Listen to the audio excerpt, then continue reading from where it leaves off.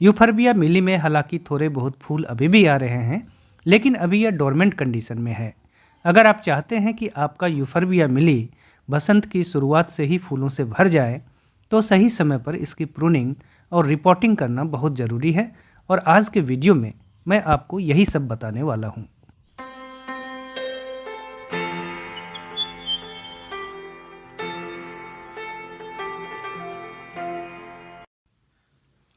Hello friends, नमस्कार।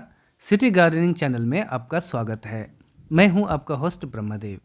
Friends, बेहतरीन flowering plants में अगर आपकी रुचि है तो आज का वीडियो आप ही के लिए है। आज मैं एक सदाबहार और बेहतरीन फ्लावरिंग प्लांट यूफर्बिया मिली, जिसे क्राउन ऑफ थॉर्न्स यानी कांटों का ताज भी कहते हैं, के बारे में बात करूंगा। इस समय जनवरी का तीसरा हफ्ता चल रहा है और यह विंटर का आखिरी चरण भी है। कुछ ही समय बाद बसंत की शुरुआत हो जाएगी। यूफर्बिया मिली में हालांकि थोड़े बहुत फूल अभी भी आ रहे हैं, लेकिन अभी यह डोरमेंट कंडीशन में है। अगर आप चाहते हैं कि आपका यूफर्बिया मिली बसंत की शुरुआत से ही फूलों से भर जाए, तो सही समय पर इसकी प्रूनिंग और रिपोर्टिंग करना बहुत ज़रूरी है। और आज के वीडियो में मैं आपको यही सब बताने वाला हूँ। फ्रेंड्स, यूफर्बिया मिली एक सदाबहार पेरेनियल प्लांट है, जिसमें लगभग साल के 12 महीने फ्लावरिंग होती रहती है, कभी कम तो कभी ज़्यादा। इसके साथ ही इसमें नए नए शाखाओं का विकास भी होता रहता है।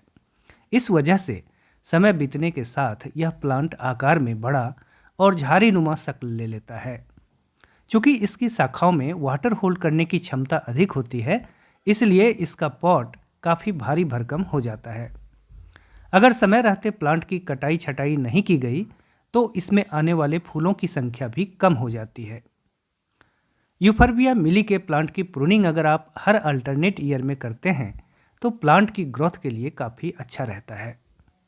प्रूनिंग से प्लांट के अनवांटेड और ज़रूरत से ज़्यादा शाखाओं को हटा देने पर प्लांट हल्का हो जाता है और उसमें नई शाखाओं का विकास तेजी से होता है। अब सवाल उठता है कि प्रूनिंग हमें कब करना चाहिए। फ्रेंड्स, सही समय पर प्रूनिंग करना बहुत ही महत्वपूर्ण है। आमतौर पर किसी भी प्लांट की प्रूनिंग करने के लिए सही समय उसका ग्रोइंग सीजन होता है। यूफर्बिया मिली का ग्रोइंग सीजन बसंत की शुरुआत से शुरू होता है, इसलिए इसकी प्रूनिंग का जो टिपिकल समय है वह बसंत से लेकर गर्मी की शुरुआत तक का होता है। लेकिन अगर आप चाहते हैं कि बसंत की शुरुआत होते ही आपके यूफर्बिया मिली में ग्रोथ की शुरुआत हो और वह फूलों से भर जाए, तो 2 हफ्ते पहले ही प्रूनिंग करना ज़रूरी है। जनवरी के मध्य के बाद का समय इस काम के लिए सबसे अच्छा रहता है। प्रूनिंग करने के लिए आपको कोई धारदार औजार लेना चाहिए जो शार्प कटिंग के लिए उपयुक्त हो। अगर आपके पास इस तरह का सिकेटियर है, तो इससे अच्छा कोई और औजार नहीं है प्रूनिंग के लिए। अपने कटिंग टूल को इस्तेमाल से पहले सैनिटाइज जरूर कर लें, ताकि प्लांट की शाखाओं को काटने के बाद किसी गंभीर इन्फेक्शन का खतरा ना रहे। फ्रेंड्स, यूफर्बिया मिली के तने को या किसी भी पार्ट को कट करने पर उसमें से ढेर सारा मिल्की सैप निकलता है। यह दूधिया रस हमारे स्किन के लिए अच्छा नहीं है और शरीर पर इसका प्रभाव पॉइजनस भी हो सकता है। इसलिए इसकी प्रूनिंग करते समय विशेष सावधानी रखें। अगर संभव हो तो हाथों में ग्लव्स पहनें और आंखों पर चश्मा लगाएं, ताकि इसके कांटों और दूधिया रस से बचाव हो सके। यूफर्बिया मिली की प्रूनिंग करते समय यह ध्यान रखें कि शाखाओं को 45 डिग्री के एंगल पर ही काटें या उसमें तिरछा कट लगाएं। तिरछा कट लगाने से कटे हुए भाग पर पानी या किसी अन्य हानिकारक पदार्थ का जमाव नहीं हो पाता है और घाव जल्दी भर जाता है। प्रूनिंग करते समय आप इस बात का ध्यान रखें कि इसका उद्देश्य पौधों को सही आकार देना, अतिरिक्त और अनचाहे ग्रोथ से छुटकारा पाना, पौधे को हल्का करना और हवा एवं धूप की पहुंच पौधे के हर अंग तक सुनिश्चित करना है। अगर ब्रांच की संख्या बहुत अधिक होकर एक दूसरे के पास हो गई है, तो उनमें से कुछ ब्रांचेस को पूरी तरह काटकर हटा देना चाहिए। मुख्य शाखाओं को ऊपर से 1/3 या अधिकतम आधे भाग तक जरूरत के हिसाब से काटा जा सकता है। अगर मुख्य शाखा बहुत लंबी ना हो, तो उन्हें काटने की जरूरत नहीं है। गर्म दिनों की अपेक्षा जाड़े में यूफर्बिया मिली को काटने पर मिल्की सैप की कम मात्रा निकलती है। इसका कारण यह है कि विंटर में इसे पानी बहुत ही कम या काफ़ी लंबे अंतराल पर दिया जाता है और प्लांट डोरमेंट कंडीशन में रहता है। प्लांट की प्रूनिंग खत्म होने पर जो अगला काम आपको ज़रूर करना चाहिए वह है फंगीसाइड का पेस्ट कटे हुए भाग पर लगाना। मैंने कार्बनडाजिम नाम का फंगीसाइड लिया है।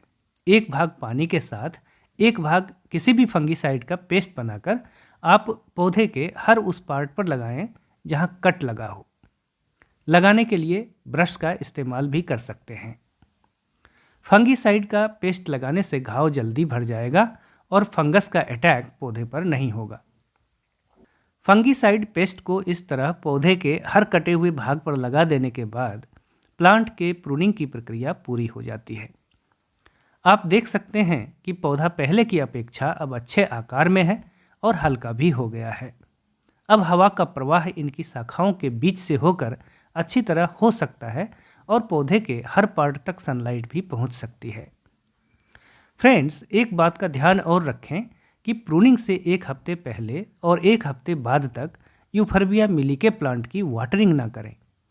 यह एक हार्डी प्लांट है और काफ़ी लंबे समय तक पानी के बिना भी सरवाइव कर सकता है।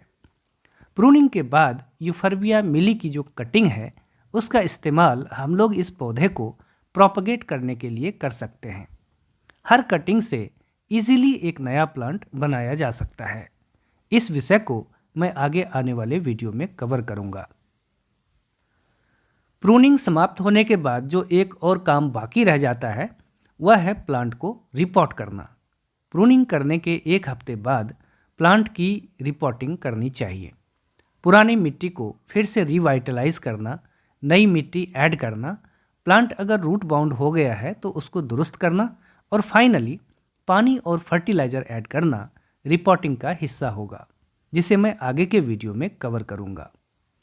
फ्रेंड्स, यह वीडियो आपको कैसा लगा कमेंट के माध्यम से आप मुझे ज़रूर बताएं और अगर आपके मन में कोई सवाल है तो उसे भी पूछ सकते हैं। अपनी पसंदगी को आप लाइक बटन को दबाकर भी जाहिर कर सकते हैं। गार्डनिंग से संबंधित इसी तरह के ढेरों इंटरेस्टिंग वीडियोस को देखने के लिए सिटी गार्डनिंग चैनल को सब्सक्राइब अवश्य कर लें। आगे आने वाला समय आपके लिए शुभ हो। Thank you for watching.